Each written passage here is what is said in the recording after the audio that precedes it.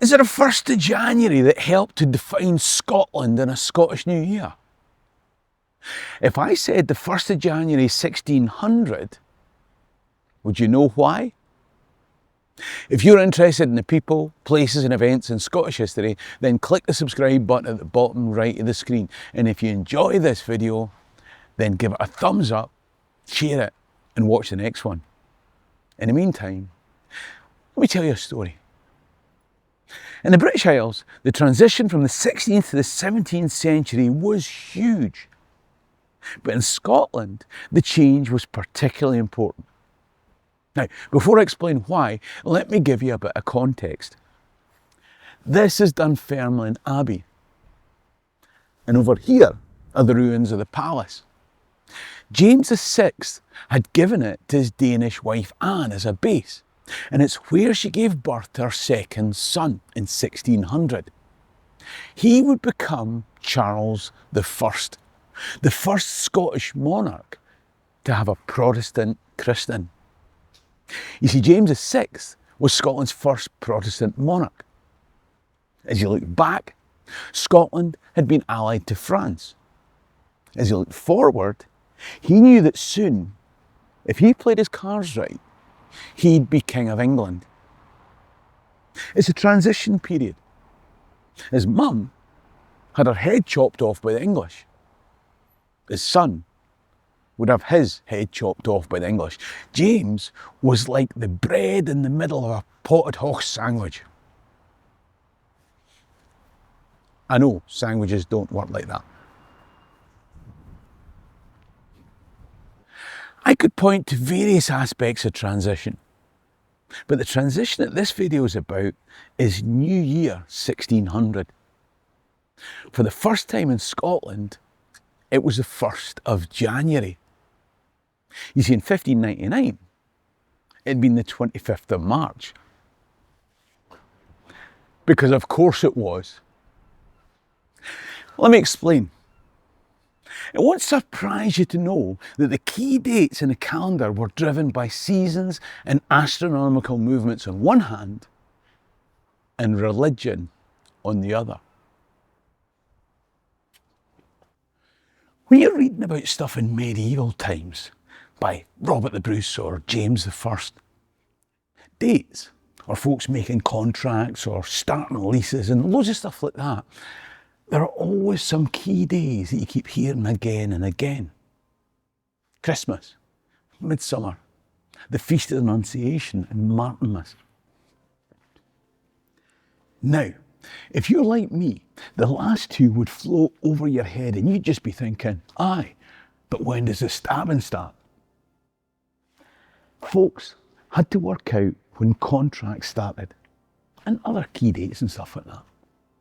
And these particular dates mattered. Astronomically, they were essentially winter solstice, summer solstice, spring and autumn equinox. And no, I don't know what equinox means either. The point is that the year was divided up into 4 quarters by Christmas, Annunciation, Midsummer and Martinmas. Annunciation was in springtime. It was a date of renewal. The Feast of the Annunciation was also called Ladies' Day. It was when the angel Gabriel came and announced to Mary that she was with child, and the child was God's. It was Jesus' conception, the 25th of March. It's why Jesus was born at Christmas 9 months later on the 25th of December. They also believed that the world started in the Garden of Eden at that time of year. That Easter was at that time. It was the start of all new beginnings. So clearly, it should be the start of each year. Now, it's worth pointing out that Annunciation Day is a key date for both Christians and Muslims, which is why it's a national holiday in Lebanon, to try to keep everybody happy. Apart from the Jews. But Christians, Muslims and Jews all believe in St. Michael, whose day is Michaelmas.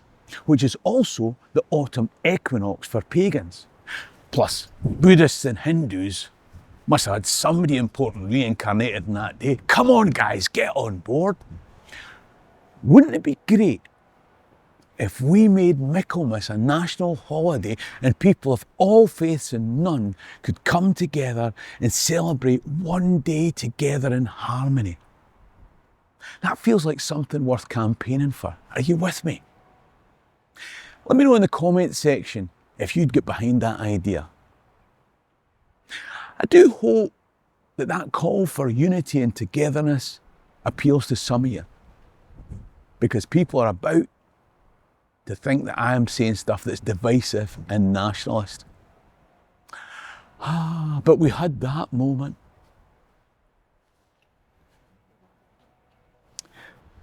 The number of the years was labelled in various ways, like regnal years. It was in the third year of the reign of king this or that. Papal years. A monk called Dionysius in 6th century Rome had come up with an idea of dating from the birth of Christ, Anno Domini, the year of our Lord. But if I understand correctly, then it started not with the date of his birth, but the date of his conception. That Feast of Annunciation on the 25th of March. But that was the 6th century. We're now in the cusp of the 17th century. The Renaissance has happened. Science is advancing. The Reformation has happened. European countries were moving away from Catholic dating orthodoxy. Even Catholic countries were moving away from Catholic dating orthodoxy. Scotland's erstwhile allies, the French, had moved over to using the 1st of January as New Year's Day. Denmark, the land of James's Queen Anne, had moved over to the new dating system as well. James had to bring Scotland in line. He couldn't face another year arguing about forgotten wedding anniversaries. You used to burn witches for me. I used to feel wanted and loved. It wasn't just France and Denmark. The Republic of Venice had started it all in 1522. The Holy Roman Empire, Iberia and Poland, Scandinavian countries and the Papal States all using the 1st of January as the start of the year. So on the 17th of December 1599, James's Privy Council announced that in Scotland, the new millennium was going to start on the 1st of January 1600. The council minutes say that Scotland should conform to other well-governed commonwealths. Scots wanted to be good, forward-looking Europeans. Whereas England, well, you know how they voted. That's when Scotland first started to date New Year as we do today. Now, being forward-looking and aligning with mainland Europe was all very well, but James fully expected to shortly become King of England. That's where things get messy. See, in England, the 1st of January 1600 was still the 1st of January, but it was the 1st of January 1599. So a Scotsman could post a letter on the 1st of January 1600 and have it arrive in England on the 2nd of January 1599. That's how a Scotsman invented time travel 300 years before Einstein came up with the flux capacitor. I don't know, some of you will be saying, I can't post a letter on the 1st of January these days and have it arrive in England on the 2nd of January. Obviously, we're talking about theoretical physics.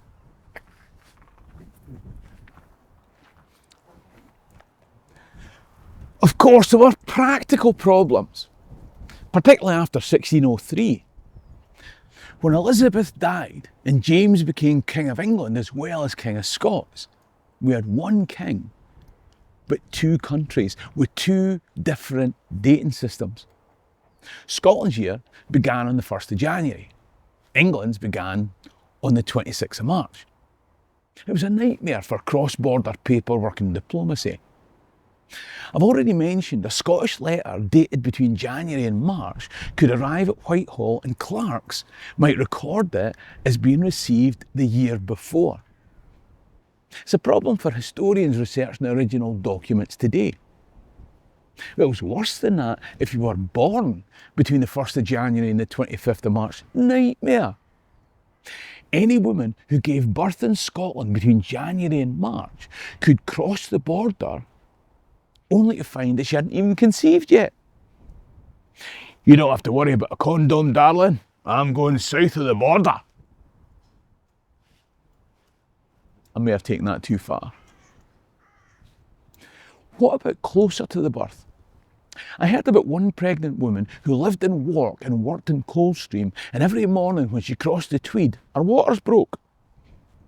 And then 17 years later, you had the problem of English underage drinkers.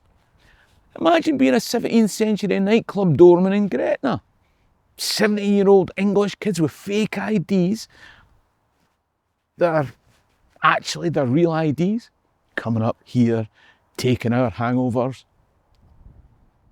This might be a good time to mention that I'll be touring my live stand-up show Scotland Made the World in 10 Scottish towns before March 25th, 2026. And I'll be in London on the 13th of March next year. Or this year. I've got more shows in Scotland and Canada after March. Definitely 2026. Look, why don't you just click the link at the top or in the description and you'll find me. Or go to my website, www.brucefummey.co.uk. All the details are there, and I'll see you at the show. We talked about Charles the First. Charles, who was born in the palace here. He was beheaded in London on the 30th of January 1648. I bet he'd rather have been executed on the Scottish date. He would have lived a year longer. Although he was actually born here on the 19th of November 1600, the first of those new Scottish years. So does that mean that he did live a year longer in Scotland? Anyway, it's detail. The thing is that for 100 years, there was this complication of two countries sharing a monarch, but not a calendar. It was about to get worse. From 1707, these two countries shared the same parliament. So acts of that London parliament had different dates in its Scottish jurisdiction and its English jurisdiction. The very Act of Union itself was dated the 6th of March. That's right. The Act of Union was passed on the 6th of March 1707 in Scotland, but the 6th of March 1706 in England. That's another year they've been taking our oil. You can see how things got messy. Mistakes were made, disputes arose, documents had to be double dated.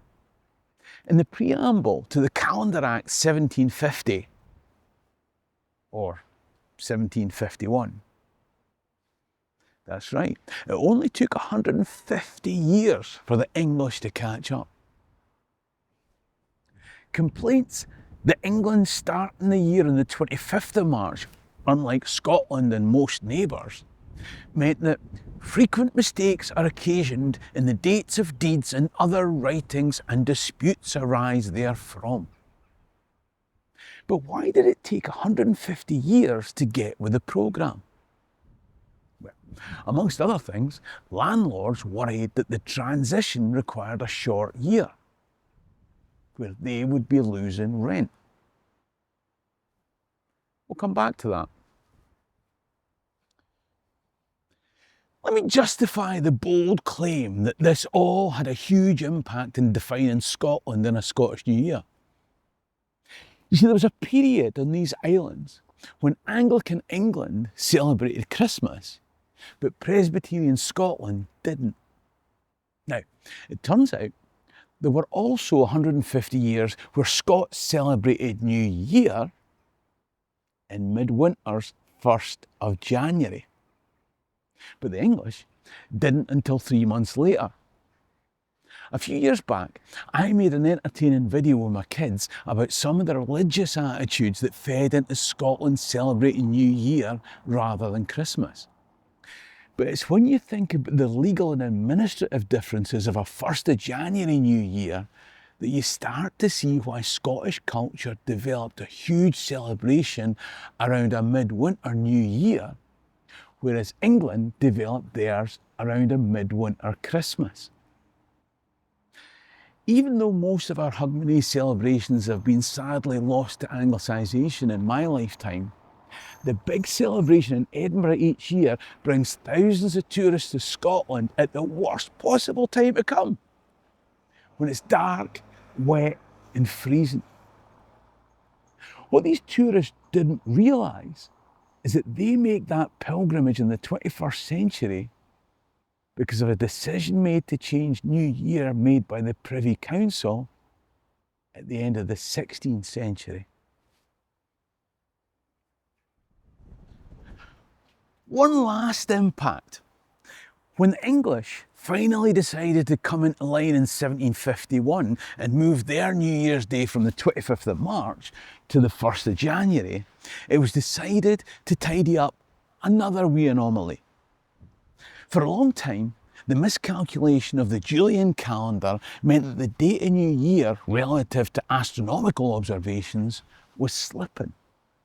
Now, most of Europe had moved over to the Gregorian calendar. Britain had stuck with that Julian calendar that had slipped 10 days behind. So they decided to fix that with the same Act of Parliament. As I said, landlords were upset at the prospect of losing 10 days' rent. So it was agreed that whilst the administrative calendar would change from the 25th of March to the 1st of January, and would also slide the 10 days to move from the Julian to the Gregorian measurement, the start of the year for financial calculations wouldn't change. That's why, to this day, in Britain, the tax year starts on the 6th of April.